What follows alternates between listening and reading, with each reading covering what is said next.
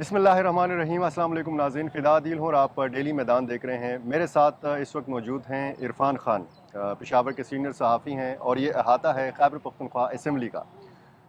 सूबे के जो सियासी मामलात हैं उस हवाले से हम बात करेंगे। कल फैसल करीम कुंडी ने एक बात की कि पिछले इलेक्शन में तहरीक इंसाफ ने 20 अपने MPs को फ़ारिग किया था वोट बेचने के इल्ज़ाम के तहत। अभी अगर सेनेट इलेक्शन होंगे तो फिर आधी पार्टी हो सकता है कि इनको फ़ारिग करना पड़े अगर इनका वही पुराना स्टैंडर्ड है।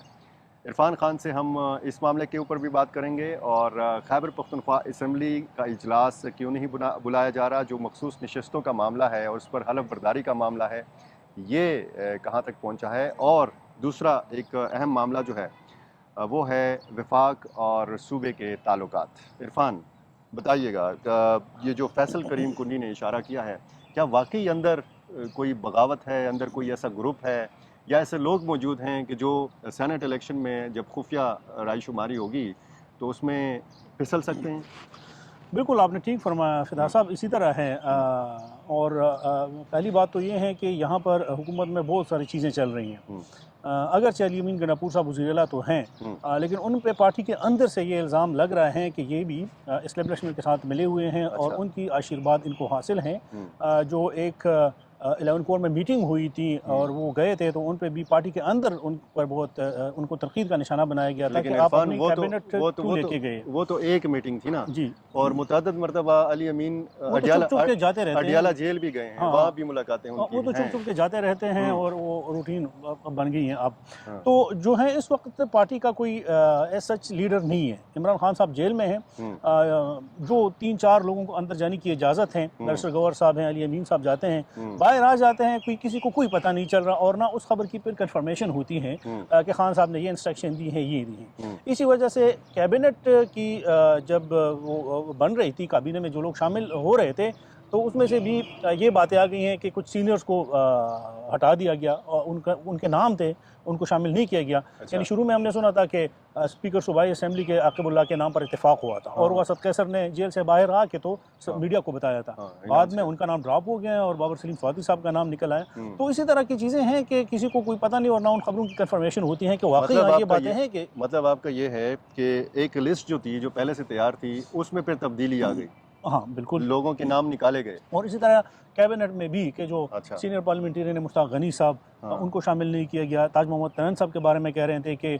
उनको कोई अहम वजारत दी जाएगी, उनको हम्म, नहीं दिया गया। हम्म, तो ये जो हज़ारा डिवीज़न है उनमें भी इख्तिलाफ चल रहे हैं कि जो एक अकबर अयूब और अरशद अयूब उनकी फैमिली हैं हम्म, और फिर ये एबटाबाद में और ये फिर मानसहरा में, तो वो भी आपस में एक ग्रुप बंदी है। बल्कि एक खबर तो ये भी आई थी हम्म, कि अभी एक बागी ग्रुप बन गया है, ये जो खैबर पख्तूनख्वा असम्बली में सुन्नी इत्तेहाद कौंसिल या तहरीक इंसाफ के लोग हैं हम्म। और कोई 14 लोग हैं और उनकी अच्छा। जो लीडरशिप है वो ताज मोहम्मद तनन साहब कर रहे हैं। हम्म। अगर ताज मोहम्मद तनन साहब से हमने बात की है तो उसने और तस्दीक मुश्ताक कर दी है। मुश्ताक गनी।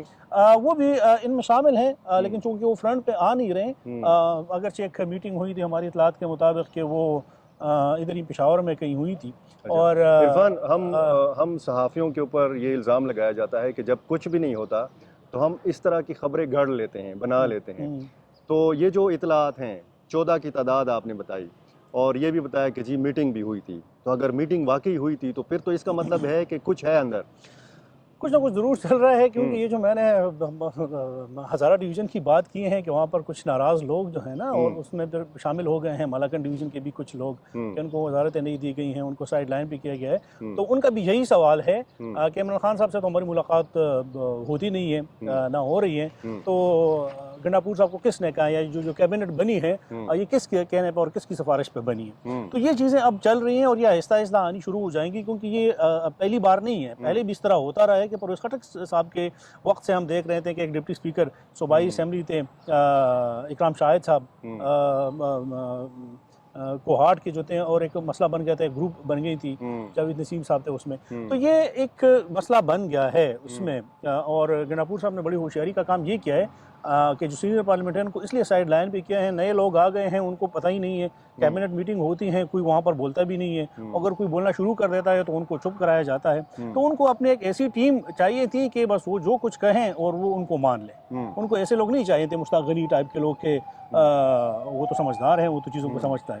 और इसी बहरहाल तरह तैमूर सलीम झगड़ा के साथ भी हाँ, अगर आप उस से इस तरह के इम्पोर्टेड मुशीर लेके आते हैं, वो एक ख़ातून हैं मशाल, या फिर बैरिस्टर सैफ साहब, या फिर और लोग हैं, तो या फिर मुज़म्मिल असलम साहब हैं, तो तैमूर झगड़ा साहब को आपने क्यों नहीं लिया, कामरान बंगश को आपने क्यों नहीं लिया। तो ये चीज़ें हैं कि इधर बहुत ज़्यादा इख्तिलाफ चल रहे हैं। और अभी जो मुज़म्मिल असलम साहब आए हैं, वो जो फाइनेंशियल रिफॉर्म्स कर रहे हैं, वो उन सारी चीज़ों को रिवर्स कर रहे हैं, उन डिसीजन को वापस ले रहे हैं जो तैमूर झगड़ा साहब ने की थी। अच्छा। टैक्स रिफॉर्म्स के हवाले से मैं बात कर रहा हूँ। तो ये चीज़ें आहिस्ता आहिस्ता हो रही हैं और तैमूर झगड़ा साहब भी इस फैसले में नाखुश हैं, लेकिन अगर पार्टी क़यादत का फैसला है तो ज़ाहिर बात है वो कुछ कह नहीं सकते। तो ये चीज़ें चल रही हैं। दूसरी बात, सूबाई हुकूमत की आपने की इजलास के हवाले से, तो जो अभी तरीक़ाकार है आईन के मुताबिक, रूल्स के मुताबिक, वो ये है कि जब असम्बली इजलास होगा तो इस असम्बली इजलास में तिलावत कलाम पाक के बाद दूसरा नुक्ता वो हल्फ बर्दारी का होगा कि जो इलेक्शन कमीशन ने मखसूस नशस्तों पर बनने की नोटिफिकेशन की हैं ख़वातीन के और अक़लियतों की, उनसे हल्फ लिया जाएगा। अब हुकूमत को ये डर है कि वो तो एक आईनी तकाजा है, उसको अगर ये पूरा नहीं करती तो ये फिर गैर आईनी एक इक़दाम होगा। तो इस वजह से हुकूमत इजलास नहीं बुला रही। अपोजिशन के पास तादाद पूरी नहीं है कि वो रिक्वेस्ट करें और इजलास बुला लें। तो अब वो टाल मटोल से काम ले रही हैं, कभी अदालत जा रही हैं, हाई कोर्ट का फैसला भी आ गया है, वो अब कह रहे हैं कि हम इसको सुप्रीम कोर्ट में चैलेंज करेंगे। तो ये ताख़ीरी हरबे वो इस्तेमाल कर रहे हैं। लेकिन जो इलेक्शन एक्ट है 2017 और जो कॉन्स्टिट्यूशन है वो बहुत क्लियर है कि इलेक्शन एक्ट में ये बहुत क्लियर है कि उनको मखसूस नशस्तें उन जमातों की मिल गई हैं, क्योंकि सुन्नी इत्तेहाद कौंसिल जो था उस वक्त जो 8 फरवरी के इंतखाबात थे वो इलेक्टोरल प्रोसेस का हिस्सा नहीं थी।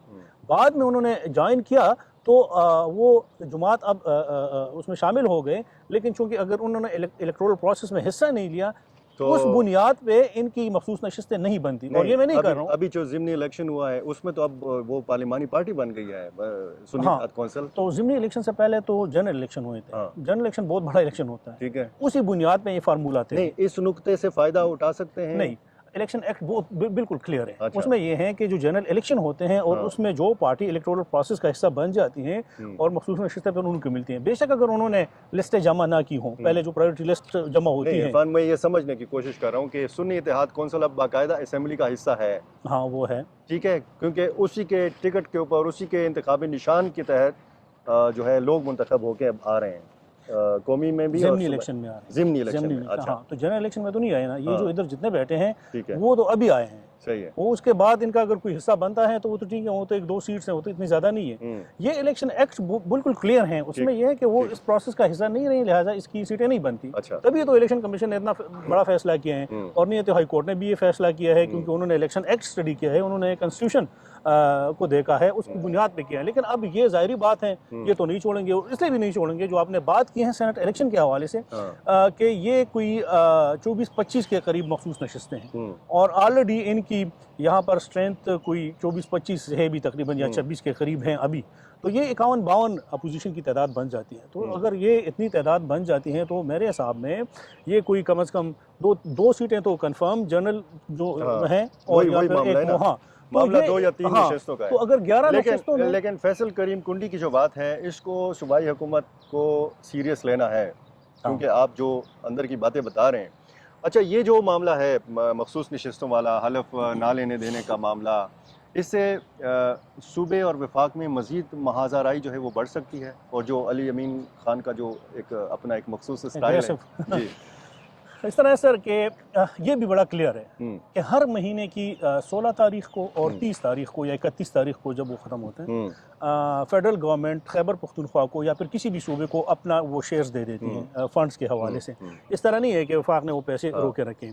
इनका जो एग्रेसिव मूड है या ये है, ये सिर्फ इस वजह से हैं कि लोगों को बता सके कि वफाकी हुकूमत इस सूबे के साथ या हमारे साथ ज्यादती कर रही है और हमें फ़ंड नहीं मिल रही। अगर ऐसा नहीं है, अगर मिल रहे हैं हर महीने में 2 बार मिल रहे हैं। अच्छा। और ये 16 और 31 तारीख को मिल रहे हैं। अगर वफाक चाहे भी तो इसको नहीं रोक सकती। तो ये अवाम को एक जो एक 1510 अरब का एक केस था, 6 अरब का दूसरा एक केस था, तो अली अमीन खान क्या चाहते हैं कि ये यकमुश्त मिलें ये पैसे? जब आप कह रहे हैं कि मिल रहे हैं, सूबाई हुकूमत का दावा है कि पैसे नहीं मिल रहे, तो इसमें सर इस तरह है, मैं आपको थोड़ी बात समझा दूँ कि ये जो 2018-19 से 2021-22 या 22-23 तक जो यहाँ पर पीटीआई की हुकूमत थी और जो फेडरल में उनकी हाँ, हुकूमत हाँ, थी, इनमें 397 अरब या 400 अरब रुपए वो हैं जो फाटा को मिलने थे अच्छा, AIP के तहत, ठीक है। एक्सेलरेटेड इम्प्लीमेंटेशन प्रोग्राम के तहत। हम्म, वो तो उस वक्त इमरान खान साहब ने इस सूबे को नहीं दिए उन अच्छा, 4 सालों में, तो वो 400 अरब तो वो हैं हम्म, जो बिजली गैस रॉयल्टी की हैं। इसमें वो कुछ AGN काजी फार्मूले के बकायाजात भी शामिल हैं, वो नहीं है। ये जो रूटीन का हमारा बजट होता है ना, सालाना हमारा 1500 अरब रुपए बजट है, तो 1500 अरब रुपए बजट में 1400 अरब रुपए हमें विफाक से मिलते हैं। तो ये पैसे अपने टाइम पे मिल रहे हैं, क्योंकि ये आपके जो करंट एक्सपेंडिचर हैं, जो जारी अखराजात हैं, तनख्वाहें की मैं बात कर रहा हूँ, वो रुकते नहीं हैं, वो उधर से आते हैं और इधर से वो तकसीम होते हैं। अगर विफाक ने एक महीना भी इस फ़ंड को रोके रखा तो यहाँ पर तो तनख्वाहों के लिए पैसे नहीं हैं, हुकूमत के पास तो बिल्कुल भी नहीं है। तो ये एक आवाम की हमदर्दी हासिल करने के लिए आप कह लें, या फिर जो इनकी सियासत का जो एक तरीक़ेकार है या तर्ज़-ए-अमल है, उसको ये इसलिए कह रहे हैं कि यार विफाक हमें पैसे नहीं दे रही। ये पैसे तो हर साल इरफान, अगर विफाक पैसे दे रहा है और अगर सूबाई हुकूमत चीख रही है और अपना दबंग स्टाइल में बात कर रहे हैं अली अमीन खान के, जी हमें पैसे नहीं है, ये हक इनको देना है और ये मेरा आईनी हक है, मैं भीख नहीं मांग रहा हूँ और साड़ा हक है तेरा, तो फिर अगर इस तरफ से इतना कुछ हो रहा है और लोगों को ये समझा रहा है कि जी हमें अपना हक नहीं मिल रहा, तो विफाक क्या सोया हुआ है? विफाक की हुकूमत के लोग सोए हुए हैं, वो क्यों नहीं बता रहे हैं इस सूबे के अवाम को कि जी हम तो आपके पैसे रूटीन में दे रहे हैं?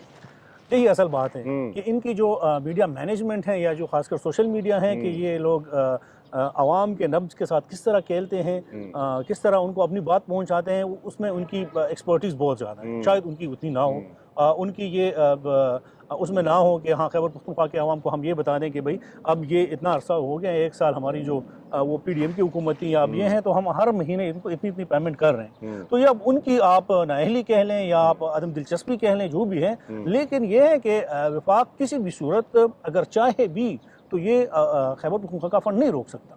ये हर महीने उसको फ़ंड देते रहेंगे। वही बात है कि हाँ, वो क्यों नहीं ले रहे हैं। अब तो ये एक और सवाल है कि क्यों वो आवाम को नहीं बताना चाह रहे हैं कि भाई हम तो पैसे दे रहे हैं, अगर हमने 1 महीना पैसा बंद कर दिया तो इनके पास तनख्वाहों के लिए पैसे नहीं हैं। और ये वो इन चीज़ों को कैश कर रहे हैं। और मैंने आपको बताया कि वो उनको पता है कि भाई आवाम जो है ना, उनको जो वोट पड़ा है वो उसी बुनियाद पे इनको मिला है और उसी चीज़ पे वो हैं। अगरचे होना ये चाहिए था कि अब चूँकि इलेक्शन हो गए हैं, सब कुछ है, तो आप अपने कारकर्दगी पे फोकस करें। जो मुझे 1-2 महीनों में तो मेरे ख्याल में वो जो रमज़ान में इन्होंने ऐलान किया था कि 8 अरब रुपए मिलेंगे, अगरचे हमें बताया गया कि इतने ख़ानदानों को हमने पैसे दिए हैं, लेकिन जब हमने फाइनेंस डिपार्टमेंट से उससे मुतल्लिक़ कुछ डॉक्यूमेंट्स मांगे, कुछ मालूमात की, तो उन्होंने हमें देने से इनकार कर दिया। नहीं, तो वो लोगों को पैसे नहीं मिले, वो 10-10 हज़ार रुपए कैश की बात आप कर रहे हैं। हाँ, ये 8 अरब रुपए। हाँ, तो अब 8.5 अरब रुपए थे तकरीबन उसमें। तो जब हमें दस्तावेज़ात नहीं मिली तो मुझे भी थोड़ा शक पड़ रहा है कि क्या वाकई वो पैसे मिले हैं किसी को या नहीं मिले। ये आप अजीब बात बता रहे हैं। बहरहाल ये मामला भी जब खुलेगा तो नाज़रीन आपके सामने रखेंगे। और ये थे इस सूबे के मामलात। देखते हैं अली अमीन खान मज़ीद क्या करते हैं। वफाक और सूबे के जो मामलात हैं वो कहाँ पे जाकर रुकते हैं। इरफान खान आपका बहुत शुक्रिया, नाज़रीन आपका भी बहुत शुक्रिया।